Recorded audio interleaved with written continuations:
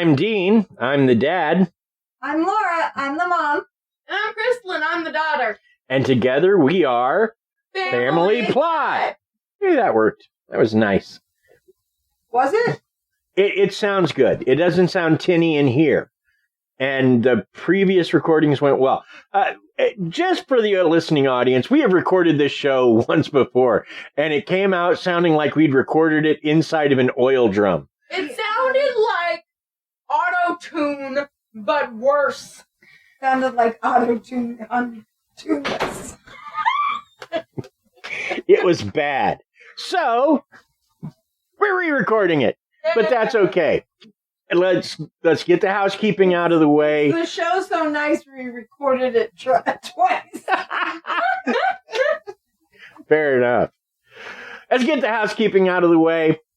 Remember, you can donate to us on Patreon. You can keep it a small monthly donation, $5, $10, whatever. And remember, anything you can help us with, we used to help the show. We have a new microphone system, so yay for us. Hopefully we sound better. Also, review us on iTunes. The reviews help us move up the chart, so that helps. Yep, and the chart. We're probably on 8, but it's a chart. And then share us with your friends. Recommend that you share us with your friends. Also, appreciate. Yes, we appreciate that highly. So if you enjoy the show, let your friends know. That's all I'm saying. Also, before we get too deep into this, I want to thank Melanie Benz. Had her name wrong yesterday. It was Melanie Benz. Of course. I told you it was Melanie. And Melanie Benz is one of the tour guides at Missouri State Penitentiary. I interviewed her on Tuesday for about an hour, and we had the greatest talk, and she was so helpful. She was delightful. She was. So, and that moves us into where we're talking about, the Missouri State Penitentiary. Most of the information today comes from their website or Melanie directly, and you're in for a treat, is all I'm saying. So, but if you wonder, where'd they get their information? Missouri State Penitentiary website has most of the history. And I tell my fact in. You want to try that one again? I tell my fact in information. Better.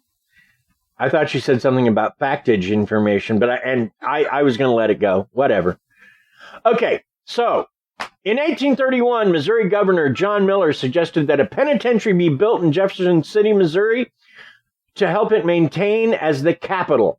This was the impetus behind the Missouri State Penitentiary, which for 168 years served as a house to prisoners from timid to terrifying.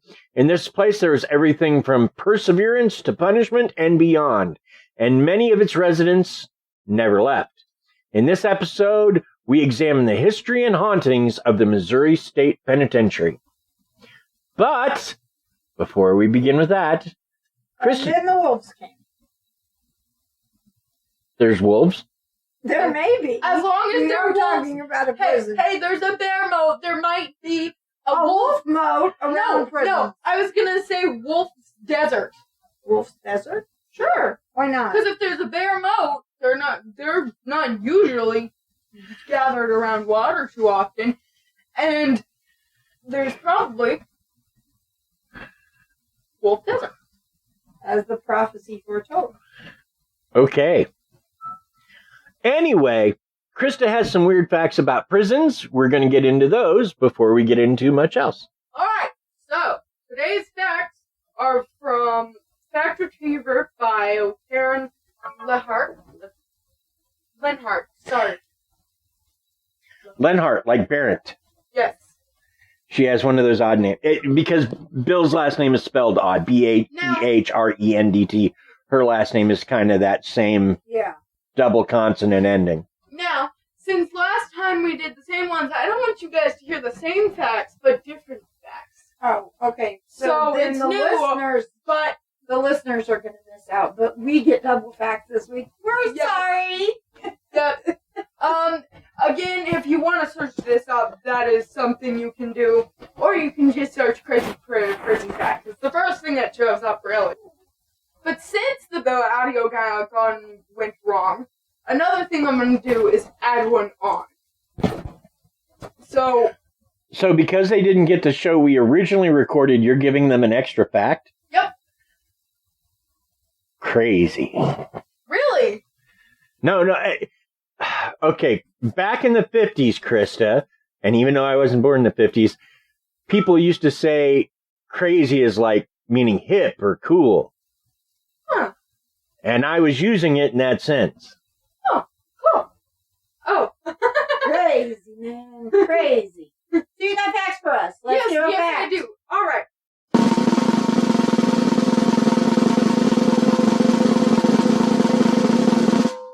Number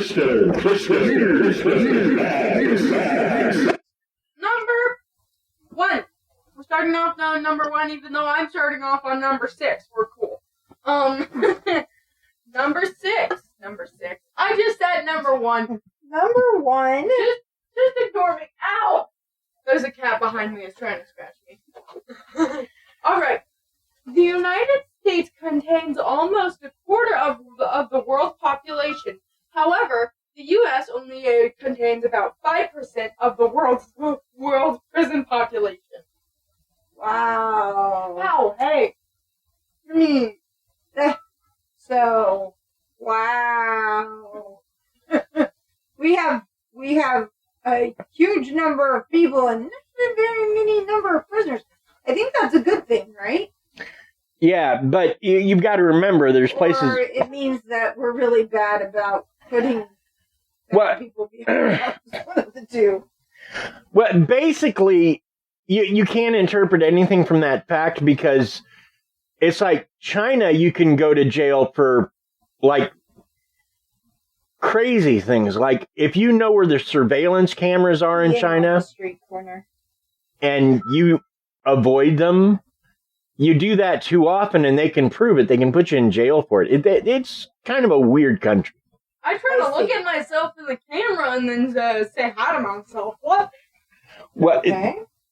This has nothing to do with the monitors seeing them. It's just if like, oh, there's a camera. I'm going to go over here to this side of the street where it can't see me. Interesting. Yeah. Right. Weird. Like I said, weird place. Right. All right. So, number 2.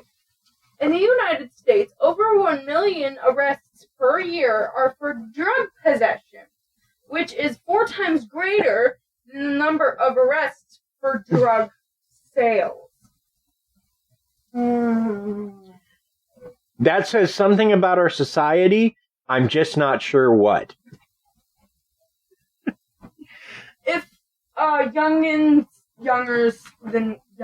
people that are younger than me and do not understand the word of drug or that use, it's something weird people take. Not crazy people take it most of the time. So, okay. As long as it's not medicine, you might hear people call medicine drugs, but it's not.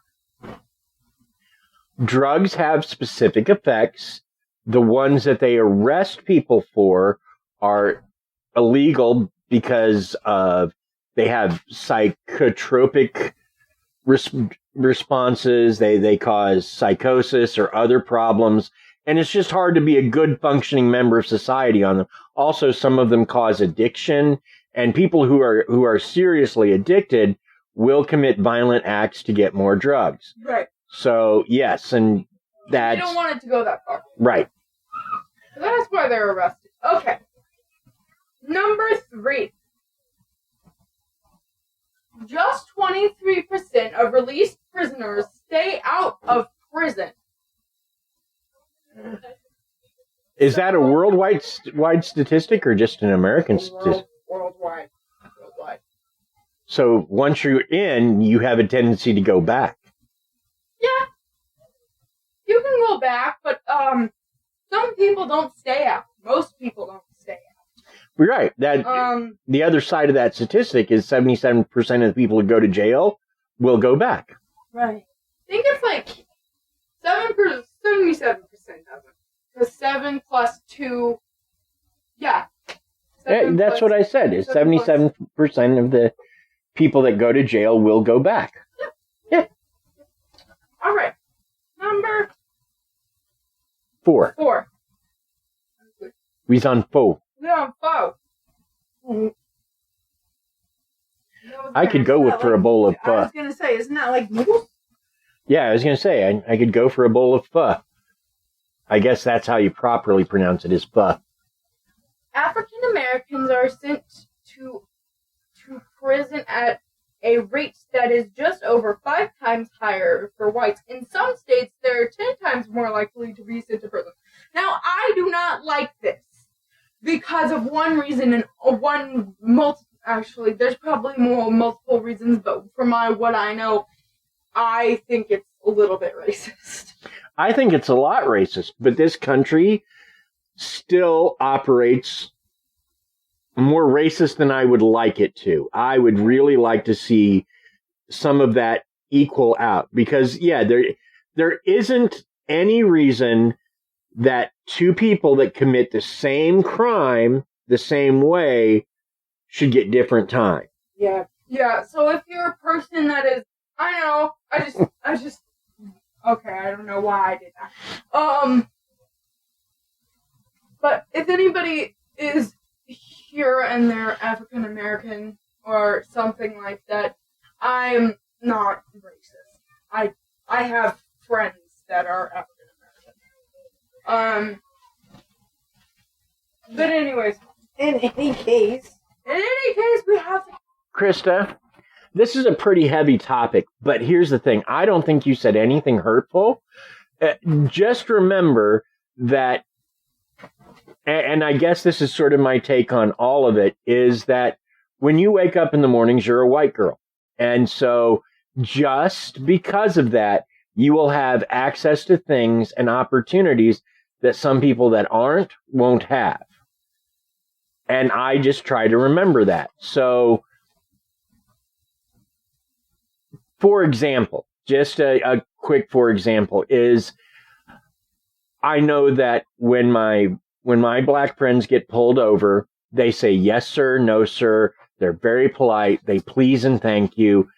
Because whereas I could go, and why are you giving me a ticket today to an officer? And he might take it.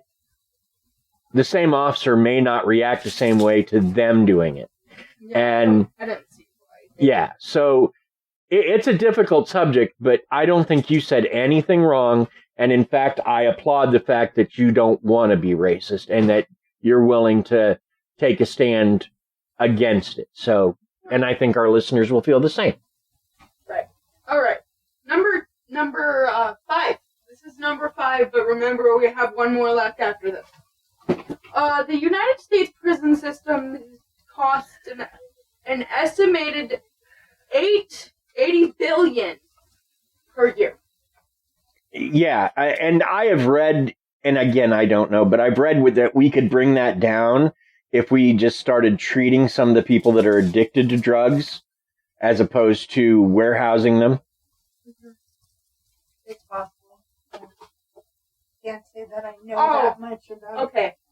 This is another one that I probably will dislike. I have just read a little bit of it. So we're going to continue with this one.